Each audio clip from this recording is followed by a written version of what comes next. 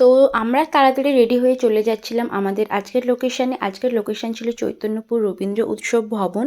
তো আজকের মধুদির রিসেপশান ছিল। মধুদিকে নিয়ে নতুন কিছু বলার নেই, কারণ এর আগে অনেক ভিডিও ছবি তোমরা অলরেডি আমার পেজে দেখে নিয়েছো।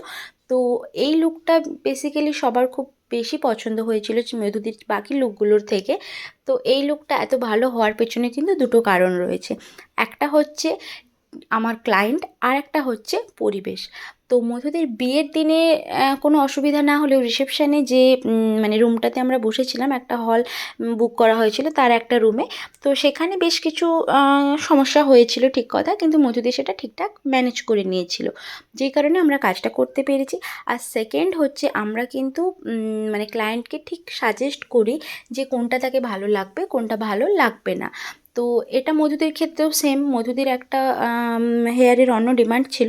তো আমি দিদিকে বলেছিলাম যে দেখো, আমি তোমার জন্য একটা অন্য লুক ডিসাইড করেছি, তুমি কিন্তু ওইভাবে করে দেখতে পারো, ভালো লাগবে।